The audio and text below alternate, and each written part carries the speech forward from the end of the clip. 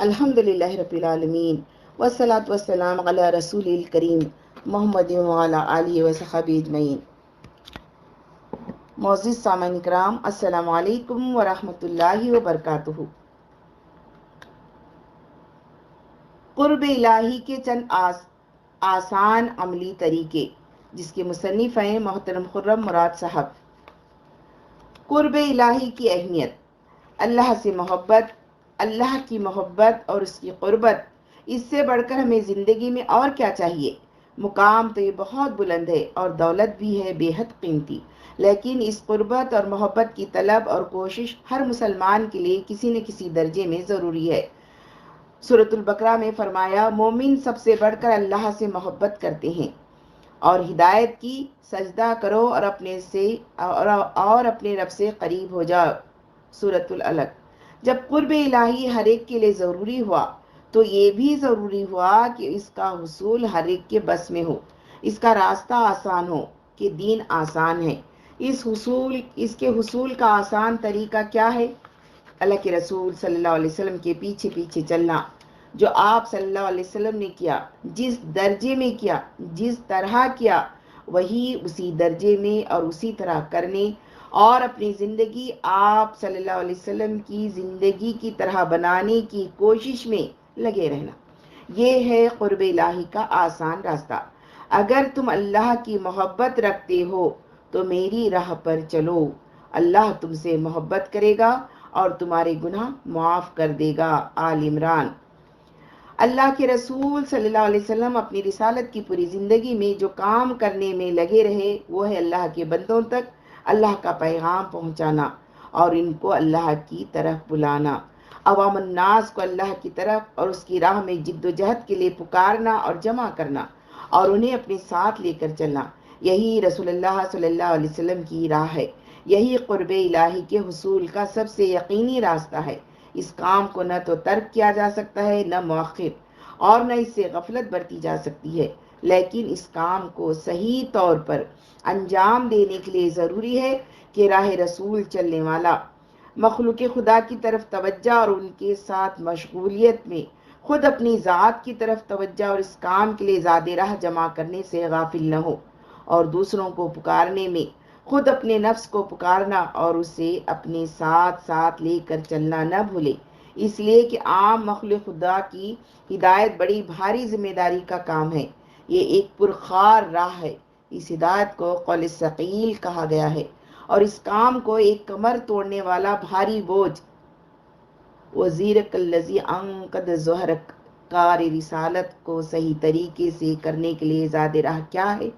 سب سے بڑھ کر جس کے بغیر یہ کام ہو ہی نہیں سکتا، وہ ہے سب سے کٹ کر صرف اللہ کا ہو رہنا، یعنی حنیفیت، اور ہر کام صرف اللہ کے لیے کرنا، یعنی اخلاص۔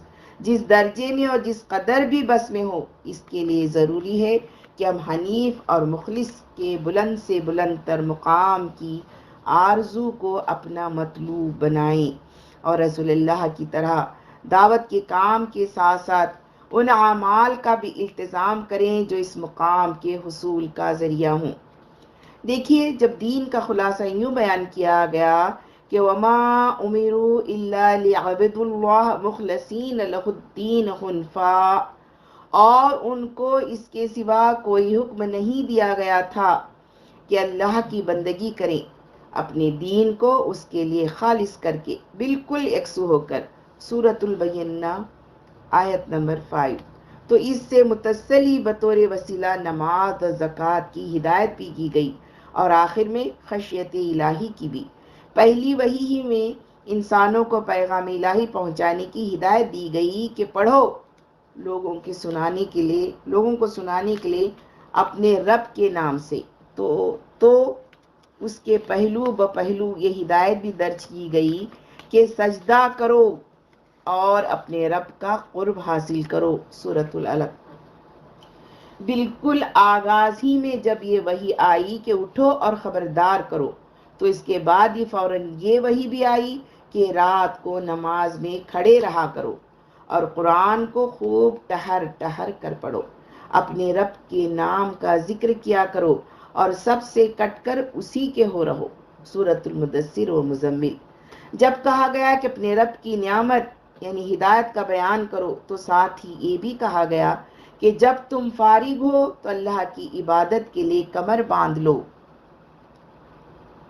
اور اپنے رب ہی سے لو لگاؤ۔ سورۃ الضحیٰ اور سورۃ الضحیٰ والانشراح، سورۃ دہا اور سورۃ انشراح۔ اللہ کی راہ میں جہاد کرو جیسا کہ جہاد کرنے کا حق ہے کا حکم دیا، تو ساتھ ہی معنوی و روحانی ساز و سامان کا بھی بیان کر دیا کہ پس نماز قائم کرو، زکوٰۃ دو اور اللہ سے وابستہ ہو جاؤ۔ سورۃ الحج۔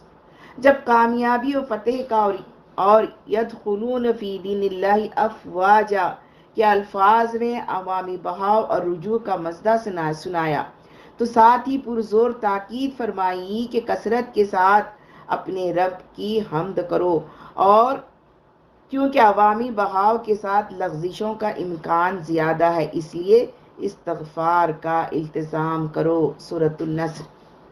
دعوت و جہاد کی راہ اس ذات راہ کے بغیر طے نہیں ہو سکتی جس کو اللہ تعالیٰ نے اتنی تاکید کے ساتھ بیان کیا ہے۔ نبی کریم صلی اللہ علیہ وسلم ہر وقت دعوت و جہاد میں مشغول رہتے تھے۔ آپ کو ہر لمحہ فکر دامنگیر رہتی تھی کہ زیادہ سے زیادہ لوگ سب کے سب آپ کے ساتھی بن جائیں، اور جب لوگ آپ کا ساتھ دینے سے انکار تک کرتے تو آپ ان کے غم میں گھلا کرتے تھے۔ ہر طرح کے لوگ آپ کے گرد جمع تھے۔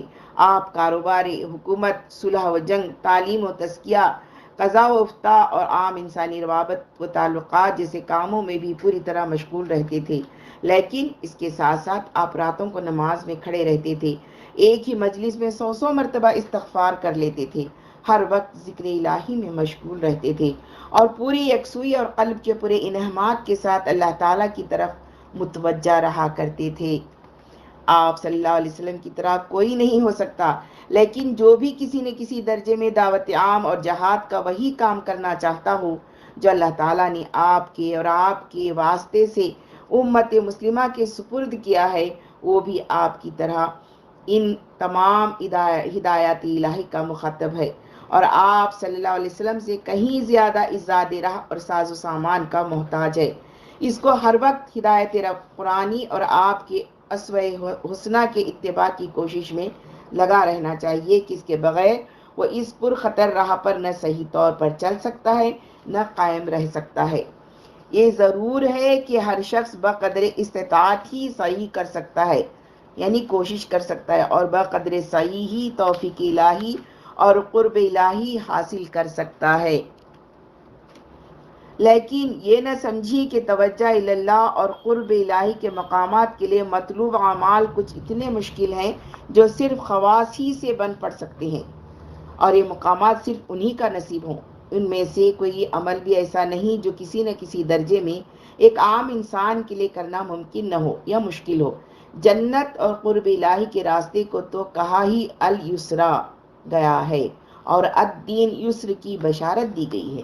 قرب الہی کی جستجو اور ان اعمال کو کرنا یا کرنے کی کوشش کرتے رہنا ہر لمحے کا کام ہے، لیکن بعض لمحات ایسے ہوتے ہیں جب ان کا حصول نسبتاً اور آسان ہو جاتا ہے اور ان کے نتائج میں کئی گنا اضافہ ہو سکتا ہے۔ ہر شب و روز میں ایسے کئی لمحات آتے ہیں، مگر رات کے لمحات خصوصاً ایسے ہی لمحات ہیں۔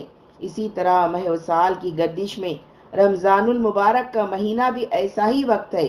یہ بات کہ ہر رات ایک گھڑی ایسی آتی ہے جب اللہ تعالیٰ دنیا کے آسمان پر اترتا ہے اور اپنا دست کرم پھیلاتا ہے، رات کے لمحات کی قدر قیمت اور نتیجہ خیزی ظاہر کرتی ہے، اور یہ بات کہ ماہ رمضان میں شیاطین کو باندھ دیا جاتا ہے، جنت کے دروازے کھول دیے جاتے ہیں، فرض کا اجر 70 گنا ہو جاتا ہے اور نفل کا فرض کے برابر۔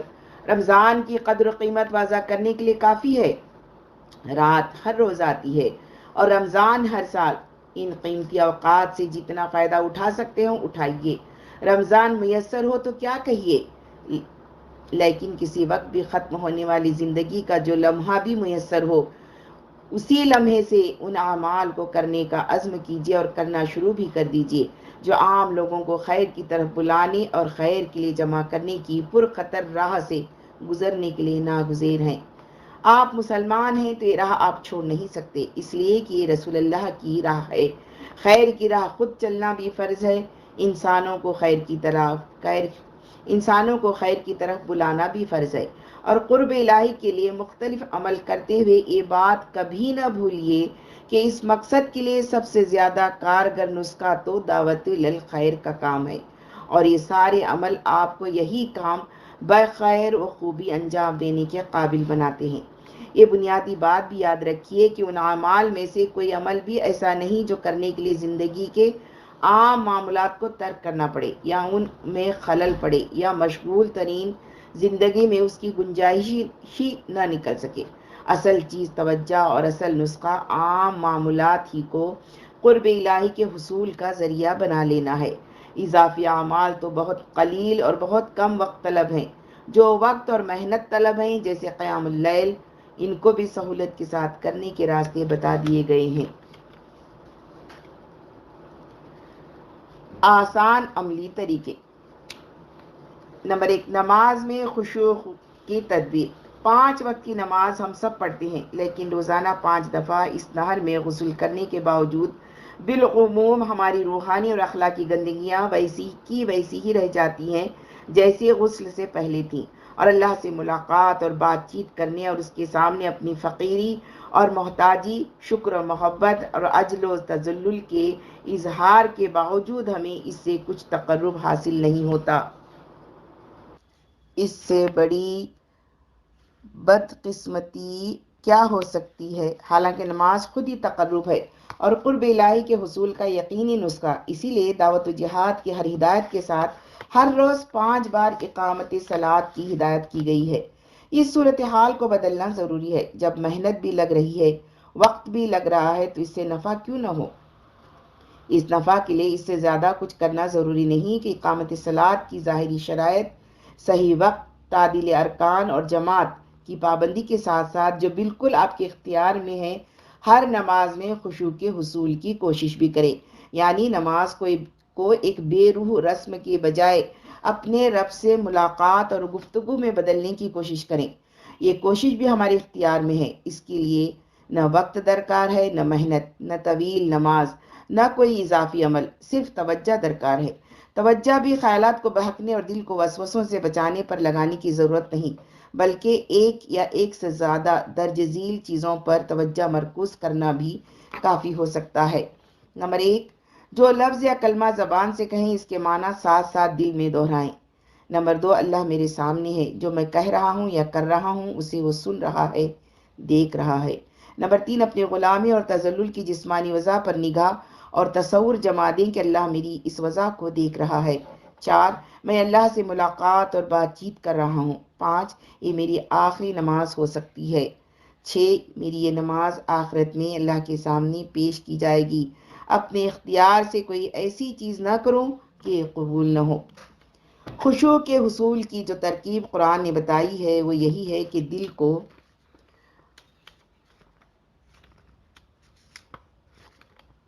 دھڑکا لگا رہے کہ اپنے رب سے ملاقات کرنا ہے اور اسی کے پاس واپس جانا ہے۔ آنے والی نماز ہی سے آپ خشوع پیدا کرنے کے لیے ان تدابیر پر عمل شروع کر دیں اور پھر ان پر برابر عمل کرتے رہیں، تو انشاءاللہ نماز سے آپ کو مطلوبہ زاد راہ ملنا شروع ہو جائے گا۔ نمبر 2، قیام لیل۔ رات کی نماز فرض تو نہیں رکھی گئی کیونکہ عام انسان بیماری، کسب معاش اور قتال فی سبیل اللہ جیسی مشغولیات کی وجہ سے اس کو نبھا نہیں سکتا تھا، لیکن اس کی تاکید اور ترغیب میں کوئی کسر نہیں چھوڑی گئی ہے، اور اللہ تعالیٰ نے اپنے محبوب بندوں کی صفات میں قیام لیل کا ذکر بار بار بڑے اہتمام سے کیا ہے۔ وہ جو راتیں سجود و قیام میں گزارتے ہیں، سورۃ الفرقان میں بھی ہے اور سورہ زمر میں بھی۔ وہ جو راتوں کو کم ہی سوتے تھے، پھر رات کی آخری گھڑیوں میں استغفار کیا کرتے تھے، الزاریات۔ وہ جن کی پیٹھیں بستروں سے الگ رہتی ہیں، اپنے رب کو خوف اور لالچ کے ساتھ پکارتے ہیں، السجدہ۔ تاکید کتنی ہی ہو، جس بات کی دین میں صرف ترغیب کی حد تک تاکید کی گئی ہے، ہم اس کو ہر ایک کے لیے لازم نہیں کر سکتے۔ اس لیے ہم دعوت عام اور جہاد میں مشغول ہر شخص کے قیام لیل کا مطالبہ نہیں کر سکتے۔ یا آج کل کی مصروف زندگی میں ایک ایسا اضافہ ہوگا جس کو کم ہی لوگ نبھا سکیں گے، لیکن اللہ تعالیٰ کی طرف سے اتنی زبردست ترغیب کے بعد اگر آپ کے دل میں رات کی گھڑیوں میں اپنے رب سے لو لگانے کی خوف اٹھے تو آپ کو یہ ضرور جاننا چاہیے کہ اس کام کو کرنے کے آسان طریقے بھی ہیں۔ نمبر 1، اگر آخری رات میں اٹھ کر نماز پڑھنا مشکل ہو تو پھر سونے سے پہلے ہی 8 رکعتیں پڑھ لیں۔ اگر سونے سے پہلے نماز کے لیے وضو کرنا اور کھڑا ہونا بھی دشوار ہو تو عشاء کی نماز کے ساتھ پڑھ لیں۔ نبی کریم صلی اللہ علیہ وسلم سے رات کے ابتدائی حصے میں بلکہ ہر حصے میں پڑھنا ثابت ہے۔ اگر آپ ارادہ کر کے ایک دفعہ شروع رات میں پڑھنے لگیں گے تو انشاءاللہ بیچ رات یا آخر رات میں پڑھنا بھی نصیب ہو سکتا ہے۔ نمبر 2، رات کی نماز کے لیے بھی یہ ضروری نہیں کہ آپ لازماً طویل قرات ہی کریں۔ آخری 10 صورتیں ہی ہر رات نماز میں پڑھ لیں یا آخر کی کوئی اور چھوٹی صورتیں تو یہ بھی کافی ہے۔ سورہ اخلاص 1/3 قرآن کے برابر ہے، سورہ کافرون 1/4 کے، سورہ نصر 1/4 کے، سورہ زلزال نصف کے اور سورہ تکاثر 1000 آیات کے۔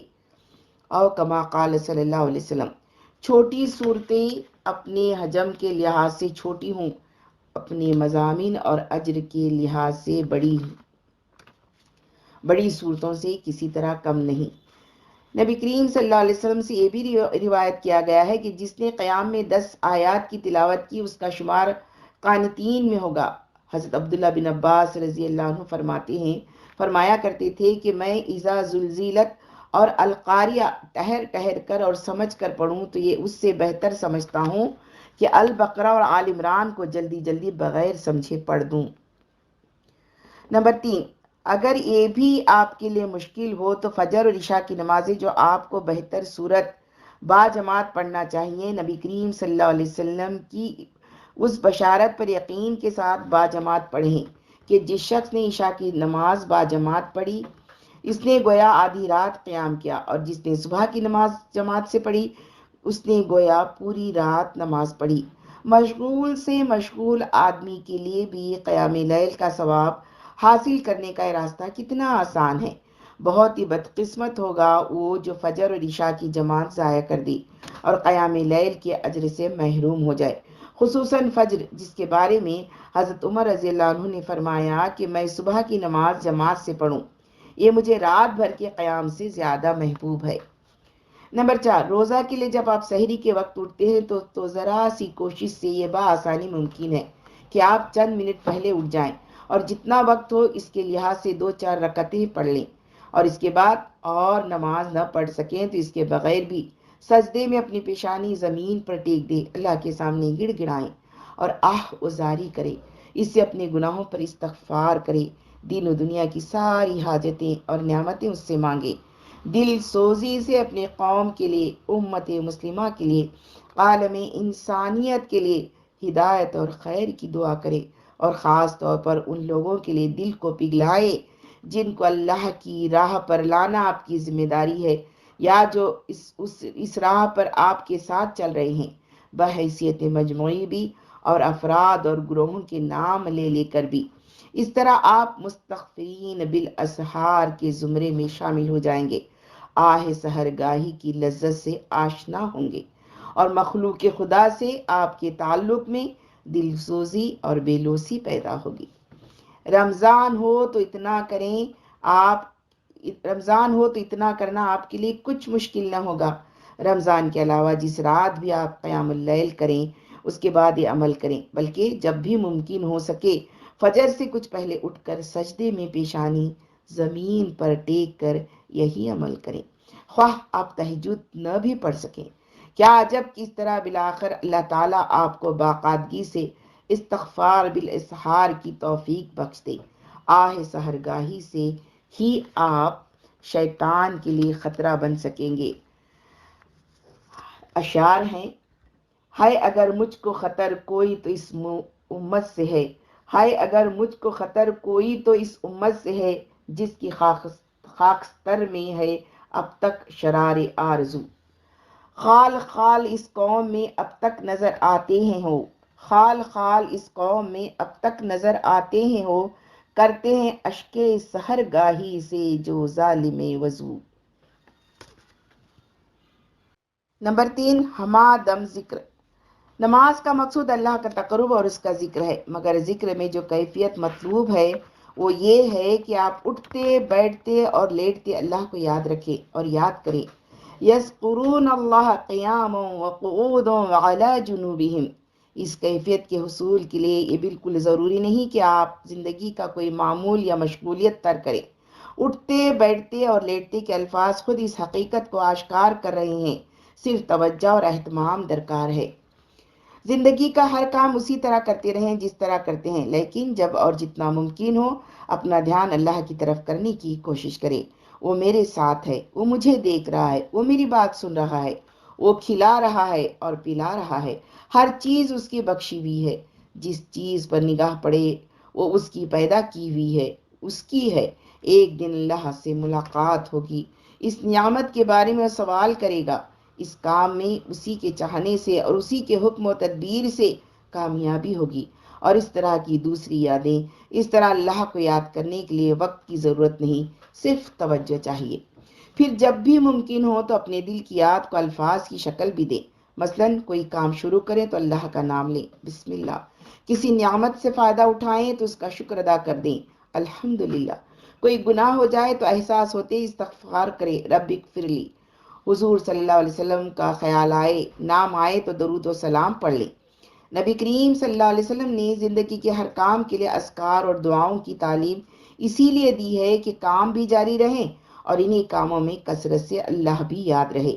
یہ بالکل ضروری نہیں کہ آپ لازماً ان اذکار اور دعاؤں کو عربی میں یاد کریں، ان کے مفہوم کو اپنی زبان سے کہہ لینا یا دل ہی دل میں کہہ لینا بھی کافی ہے۔ پوری کوشش کے باوجود آپ یہ سب کچھ کرنا بار بار بھولیں گے، توجہ ہٹ جائے گی اور اہتمام جاری نہ رہ سکے گا۔ اس سے بھی گھبرانے کی کوئی بات نہیں۔ نسیاں تو آدمی کی فطرت میں ہے، یعنی غلطی۔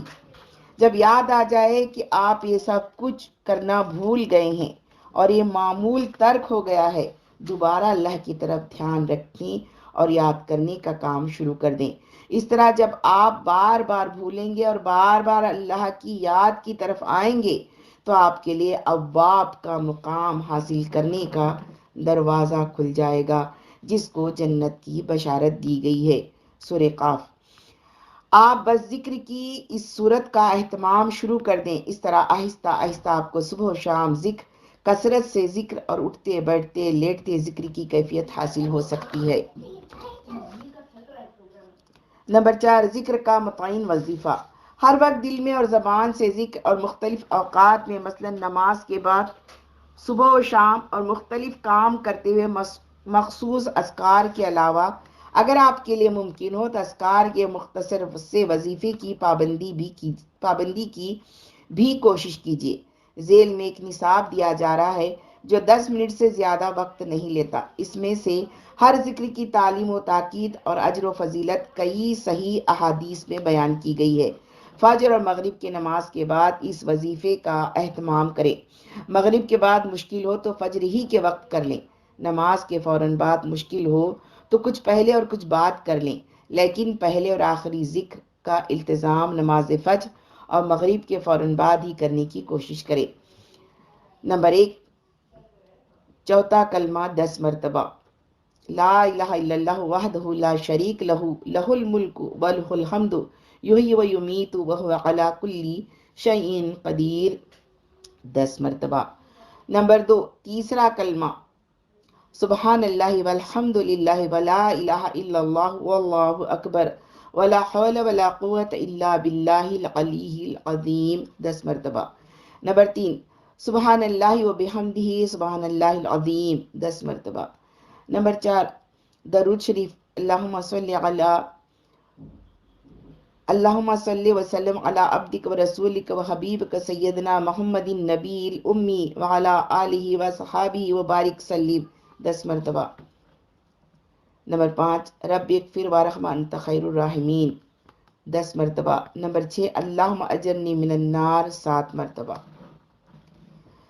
نمبر 5، موت کی یاد۔ موت اور موت کے بعد اللہ تعالیٰ سے ملاقات کے دن کو بھی قرآن کثرت سے یاد کراتا ہے اور یاد رکھنے کی تاکید کرتا ہے۔ یہ کام بھی اٹھتے بیٹھتے اور لیٹتے کرنا چاہیے، لیکن چند لمحات منضبط طریقے سے موت اور موت کے بعد اللہ سے ملاقات تک کے سفر کو یاد رکھنے کی کوشش کرنا چاہیے۔ اس مقصد کے لیے صبح و شام کے وظیفے کی آخری دعا مفید ہو سکتی ہے۔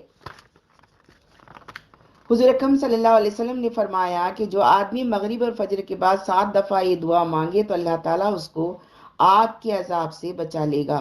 دعا خود سے تو کام نہیں کرتی، دعا تو اس بات کا اظہار ہے کہ آپ کو اس چیز کی طلب ہے، پیاس ہے جو آپ مانگ رہے ہیں۔ جب آپ پانی مانگتے ہیں تو آپ کو پیاس لگی ہوتی ہے، آپ کھانا مانگتے ہیں تو بھوک لگی ہوتی ہے۔ جتنی شدت سے بھوک پیاس ہوتی ہے اتنی بے چینی اور لگن سے آپ پانی اور کھانا مانگتے ہیں۔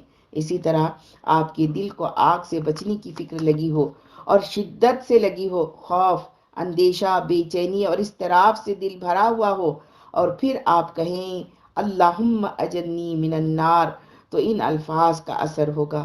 دل میں آگ لگی ہوگی تو الفاظ دل سے نکلیں گے، رنگ لائیں گے۔ الفاظ آپ دل سے کہیں گے تو دل کو آگ سے بچنے کی فکر لگتی جائے گی۔ مانگنے سے بھی بھوک پیاس لگنے لگتی ہے۔ یہ گویا دو طرفہ عمل ہے۔ اس دعا کو ایک خاص طریقے سے پڑھنے سے صبح و شام اپنے رب سے ملاقات کو یاد رکھنے کا مؤثر ذریعہ بن سکتی ہیں۔ اس طریقے میں کوئی وقت بھی نہیں لگتا۔ قرآن مجید میں آخرت کا سفر بڑی تفصیل کے ساتھ بیان کیا گیا ہے۔ میں ہر بار اس سفر کے کسی ایک مرحلے کی تصویر اپنے ذہن میں یاد کر کے کہتا ہوں اللہم اجرنی من النار۔ اس طرح پورا سفر آنکھوں کے سامنے آ جاتا ہے۔ یہ طریقہ کیا ہے؟ آپ پہلی دفعہ کہیں تو موت کا وقت یاد کریں۔ قرآن مجید میں موت کے وقت کا کثرت سے ذکر کیا گیا ہے۔ کسی ایک منظر کو اپنے ذہن میں قائم کر لیں۔ ایک یہ ہے، جب جان گلے تک پہنچ جائے گی کوئی سہارا نظر نہ آئے گا جو موت سے بچا لے، کوئی جھاڑ پھونک کر کے بھی نہیں بچا سکتا۔ یقین ہو جائے گا کہ بس اب تو دنیا کو چھوڑنا ہے، بھائی بہن باپ رشتہ دار مال و دولت مکان سب چھوڑنا ہے، جسم کی سب قوتیں ختم ہو جائیں گی، پنڈلی سے پنڈلی لپٹ جائے گی، اب اللہ کی طرف جانا ہے اور سوائے اعمال کے کوئی سہارا نہیں۔ سورۃ القیامہ آیت 26 تا 30۔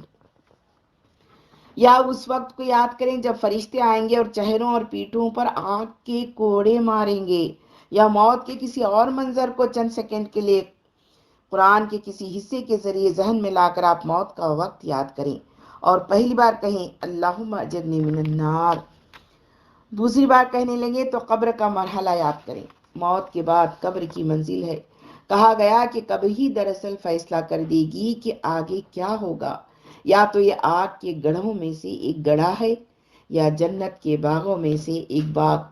حضرت عثمان رضی اللہ عنہ جب قبر پر کھڑے ہوتے تو اتنا زار و قطار روتے تھے کہ آپ کی داڑھی آنسوؤں سے بھیگ جایا کرتی تھی۔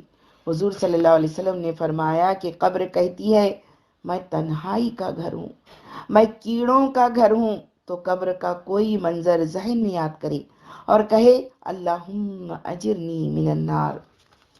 تیسرا مرحلہ یاد کرے، جب آپ کو قبروں سے نکال کر اللہ کے سامنے کھڑا کر دیا جائے گا، لوگ دیوانہ وار اٹھ کر بھاگیں گے، ہوش اڑے ہوں گے، نگاہیں اٹھ نہ رہی ہوں گی، چہروں پر ذلت کی سیاہی ہوگی، ننگے ہوں گے مگر دیکھنے کا ہوش نہ ہوگا، سورج قریب آ جائے گا، پسینہ اس طرح بہے گا کہ لوگ کانوں تک غرق ہوں گے۔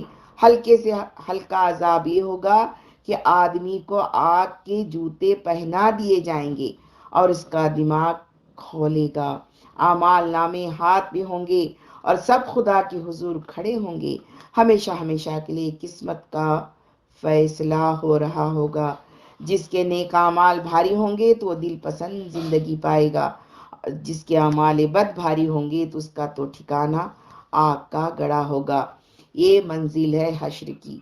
کسی بھی منظر کو ذہن میں تازہ کر لیں اور تیسری بار کہیں اللہم اجرنی من النار۔ چوتھی منزل پل صراط کی ہے۔ آپ سوچیں گے کہ میں جہنم پر سے گزروں گا کہ ہر شخص وہاں پر وارد ضرور ہوگا۔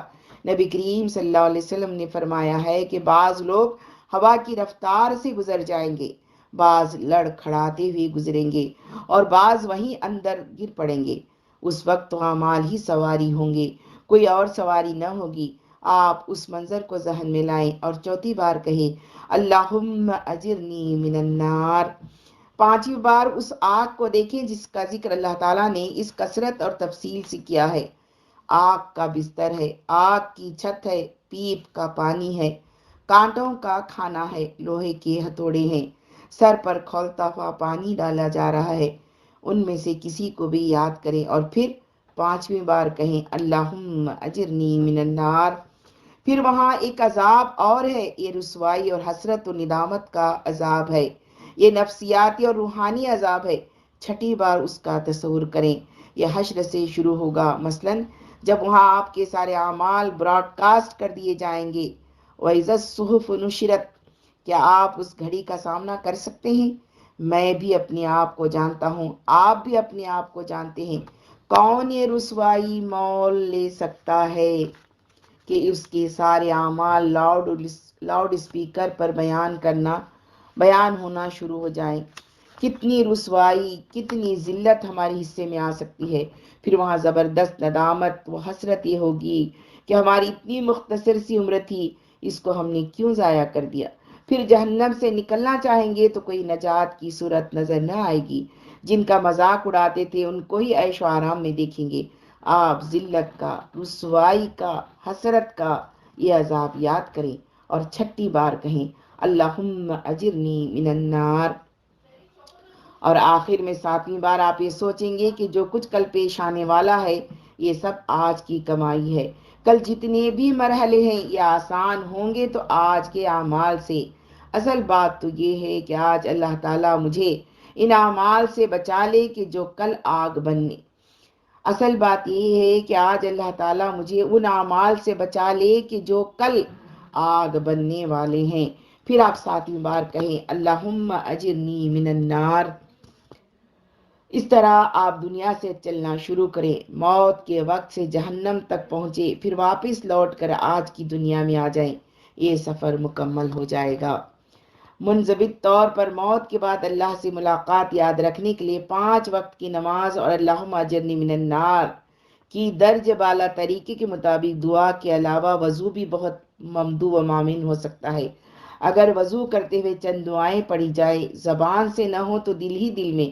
امام غزالی رحمہ اللہ نے احیاء العلوم میں اور شیخ عبد القادر جیلانی رحمہ اللہ نے غنیۃ الطالبین میں ان کی تعلیم دی ہے۔ خاص طور پر کلی کرتے وقت میرے اللہ تیری کتاب کی تلاوت اور تجھے کثرت سے یاد رکھنے کی میری مدد کر۔ ناک میں پانی دیتے ہوئے میرے اللہ میں تجھ سے دوزخ کی بدبو سے پناہ مانگتا ہوں، مجھے جنت کی خوشبو عطا کر۔ منہ دھوتے وقت میرے اللہ جس دن منہ روشن ہوں گے میرا منہ اپنے نور سے روشن کر، جس دن منہ کالے ہوں گے میرا منہ کالا نہ کر۔ ہاتھ دھوتے وقت میرے اللہ میرے اعمال نامے میرے داہنے ہاتھ میں دینا اور میرا آسان حساب کرنا۔ میرے اللہ میرا اعمال نامہ میرے بائیں ہاتھ میں نہ دینا۔ سر کا مسح کرتے ہوئے میرے اللہ جس دن تیرے سائے کے علاوہ کوئی سایہ نہ ہوگا مجھے اپنے عرش کے سائے تلے جگہ دینا۔ پاؤں دھوتے ہوئے میرے اللہ میرے قدم جما دے جس دن پاؤں پھسل رہے ہوں گے۔ نمبر 6، فہم قرآن۔ قیام لیل کا ایک بڑا مقصد قرآن کو ترتیل سے پڑھنا ہے تاکہ اس کی آیات دل و دماغ اور روح میں جذب ہو سکے۔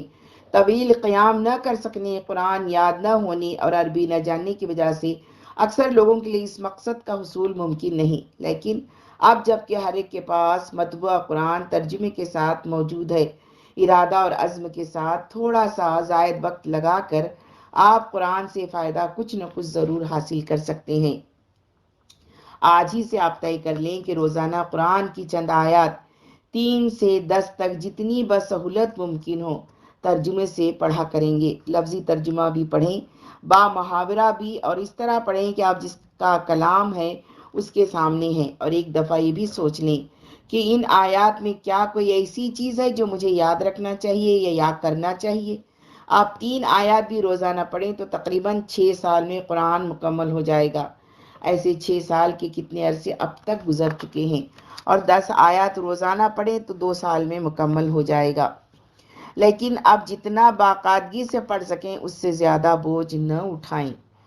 روح توحید زندگی کے ہر کام میں اور خاص طور پر دعوت و جہاد کے ہر کام میں اس بات کو یاد رکھنے ہی سے تعلق باللہ اور توحید کی اصل روح آپ کو حاصل ہو سکتی ہے کہ تصرف و تدبیر کا تمام اختیار اللہ اور صرف اللہ کے پاس ہے۔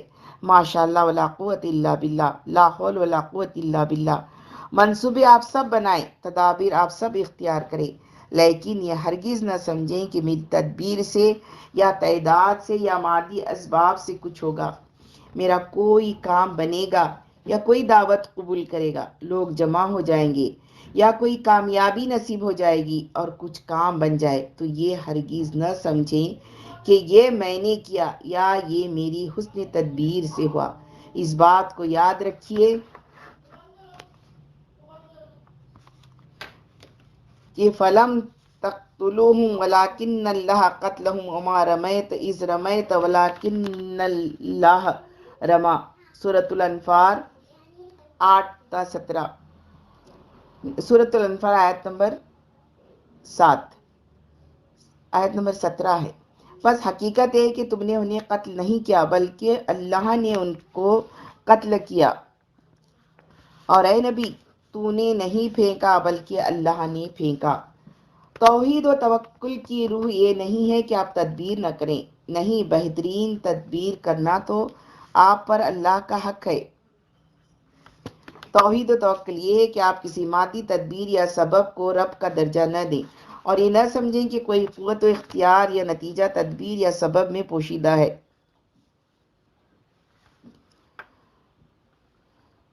اس لیے جو کام بھی بن پڑے اس پر اپنی کوششوں پر ناز کرنے کے بجائے اسی کا شکر ادا کریں۔ یہ بھی ذکر ہے اور بہت اچھا اور ضروری ذکر۔ روشنی کے 2 معیار۔ روشنی کے 2 مینار۔ اللہ تعالیٰ سے جس تعلق کی آپ کو ضرورت ہے اس کے لیے 2 دعاؤں کے مضمون کو مطلوب و مقصود کے طور پر اپنی نگاہوں کے سامنے رکھنے اور ان کو مانگتے رہنے سے آپ کو ہمیشہ یاد رہے گا کہ کیا بننا ہے۔ اللہم طہر قلبی من النفاق وعملی من الریاء ولسانی من الکذب وعینی من الخیانت انک تعلم خائنۃ العیون وما تخفی الصدور۔ میرے اللہ میرے دل کو نفاق سے پاک کر دے کہ کوئی 2 رنگی نہ رہ جائے، اور میرے عمل کو ریا سے کہ جو کچھ کروں صرف تیرے لیے کروں، اور میری زبان کو جھوٹ سے اور میری نگاہ کو خیانت سے کہ تیری رضا اور وجہ کریم سے بہک کر کسی اور ہی مطلوب و محبوب پر نہ جم جائے۔ بے شک تو نگاہوں کی خیانت بھی جانتا ہے اور جو کچھ دلوں میں چھپا ہوتا ہے وہ بھی۔ نمبر 2، اللہم اجعلنی لک ذکارا لک شکارا لک رحابا لک متبعا لک مخبتا الیک اواہا منیبا۔